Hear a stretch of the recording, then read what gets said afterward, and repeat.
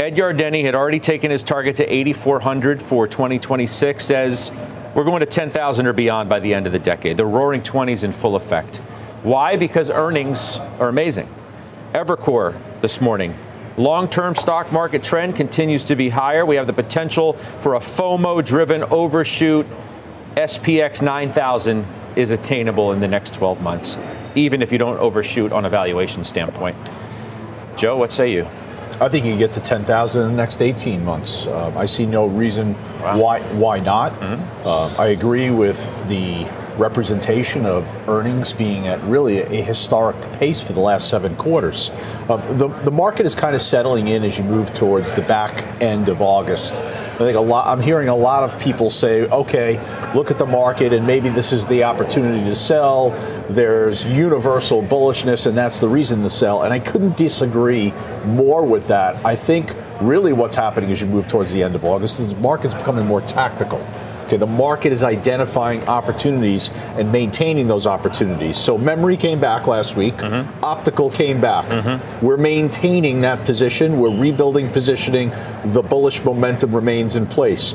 Energy, we've spoken about the refiners. Same example there. Rebuild positioning, maintain positioning. And then financials. Look, once again today I'm looking. You've got Bank of America, 52-week high, State Street, Charles Schwab, PNC. So there's strength in financials as well. The market is more tactical. And just because it appears as though maybe volatility and the environment is a little bit slower, the market's not moving as fast, that is not a reason to sell. That's actually indicative of a market that is waiting to reaccelerate as we move into the fall and broaden out once again. Okay. Thankfully, Weiss is not maintaining his positioning because he is no longer blending in with the wall. So we appreciate that. Appreciate you putting a new piece of art up, Weiss. What about you on this market? Yardeni, 10,000 by the end of the decade, 9,000 by the end of in 12 months for Ebercour, 10,000 from Terranova. People are pretty bullish. I asked the question, too bullish or just right? You know, I'm bullish as well, and I tried to think of what can derail the bullishness. We know earnings are good, and there's every reason to believe they'll accelerate. A lot of it driven by AI. So what are the obvious things that could hit it? Number one, if rates go up measurably, if the Fed starts tightening, and that'll be because of oil, or the consumer, which is still 2/3 of the economy, starts to weaken further. Now, I think the market's going to look both past oil and the consumer because it's really one and the same thing. So I am bullish. And of course, there's always the AI trade, which right now shows no sign of easing up. So I'm in agreement. The market could move higher, but I do think there's some risks out there, which I just named, which could derail it a little bit, but I don't really see any disaster. Okay. Shan, what do you think about this market? Do you think people are getting a little too bullish or not really? Because there are a couple of other notes. Ned Davis research today, it's hard to be a bear in this business. History's favored the bulls. I think everybody knows that. But the long-term trend in valuations look extended. The tape's holding up, but we're watching for deterioration. Deutsche Bank asks, does something have to give? Right? Everybody is so glowing about this, what they call a near immaculate scenario where basically everything goes right. Is that a sign of watch out? Well, I think you mentioned, Weiss just mentioned valuations, and so two areas of potential concern are going to be slowing AI CapEx or, an inability to rationalize CapEx, which obviously we haven't seen as part of the results over the last several weeks. Valuations, to Steve's point, actually we've seen PEs compress on stronger earnings, and despite the risk that Steve mentioned, which is real rates have been rising. And I think, Scott, if we were in a different environment where earnings growth was not as strong and as broad, this increase in the long end of the yield curve, not just here in the U.S., but outside of the U.S. as well, would be creating a significantly more consternation in terms of equity investors. But yet, this earnings growth has been the underpinning of this. I do think that there's going to be a bit more dispersion as we come out of this earnings season. There typically is. We're cusping into September. There could be some policy questions.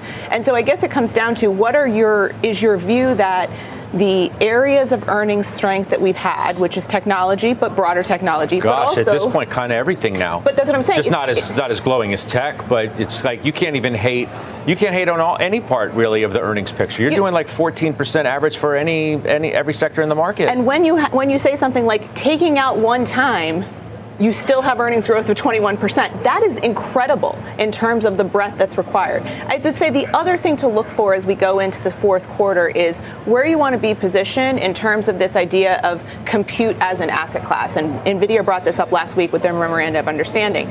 What does that mean? Does that mean memory? Does that mean networking?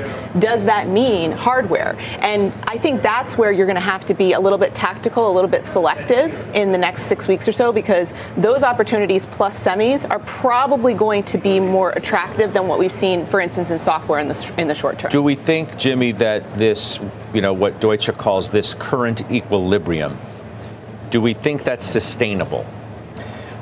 Yes, but for how long is the question? And I would say certainly through the end of the year. And the equilibrium that I see, and Shannon, I think you were pointing this out, is that the multiple, roughly 21 times next year's earnings on the S&P 500 is very reasonable for the growth rate that we're having in earnings, mid-20%, even if you strip out the one-timers. The problem, and I'm not going to say the problem, but the thing to consider is that growth rate of mid-20% is not going to last in perpetuity. That's why I'm not that comfortable going as enthusiastic into 2027. Let me be clear. I am not suggesting selling stocks. That's not my point. My point, though, is that over the last 4 years, including this year's, we've had well into double-digit percentage returns on the S&P 500. And I think that will continue through year end. But I think the bar for growth of earnings becomes much higher in 2027. We're looking at, roughly 14% earnings growth next year. And the slightest disappointment to those numbers could bring the multiple down. Now, let's be clear. We're talking about earnings growth and a market that should be going higher. But I think it's tough to predict a fifth year of double-digit gains. It's only happened once, the late 90s. Why aren't people talking about, guys, give me the 30-year, please. Why aren't we focused and fixated more on that, the 30-year Treasury, which is now at 529?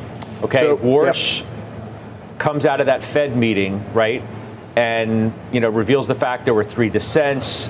The talk seems to be much more hawkish, even though the action didn't match the rhetoric. Nonetheless, the 30-year yield shoots higher. We continue to have a lot of issuance coming on the market, right? These debt raises from the hyperscalers, among others. The concerns about the deficit and whatever other issues you want to suggest are leading to the fact that the 30-year yield continues to rise. It doesn't matter?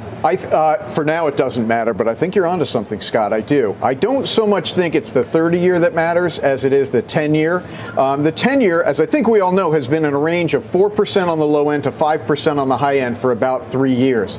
And we do have to wonder if what the 30-year is doing is telling us that the 10-year is going to go higher. And if it goes above 5%, that could be a way of the world saying, listen, we're not going to finance indefinite deficits, whether it's at the federal government level or at the hyperscaler negative free cash flow level. But I want to make this point clear as well, that while it is wise of you, Scott, to bring up that question and for us to discuss it, this is not an action that somebody should take now, at least in my opinion. Somebody should not look at the 30-year at 5.29% and say, well, that's it. I got to get out of all my hyperscalers because higher interest rates are here. What the interest rate environment is reflecting is that there is greater uncertainty with Kevin Warsh, who is speaking much less to the media. It does, Shan, raise a question of, whether this is an opportunity to increase your exposure in bonds, or if it's too early because you still think that yields are going to back up even further. I hear some people suggest that this is a generational opportunity, potentially, the way that the 30-year has backed up.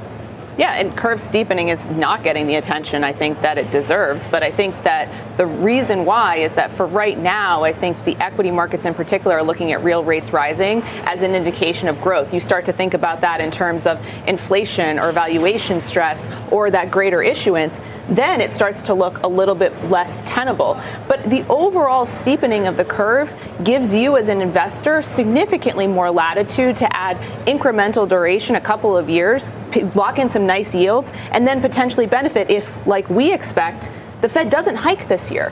You're going to see that come in as you get closer to December, and you could have already locked in what have been much more attractive yields than they were at the start of the year.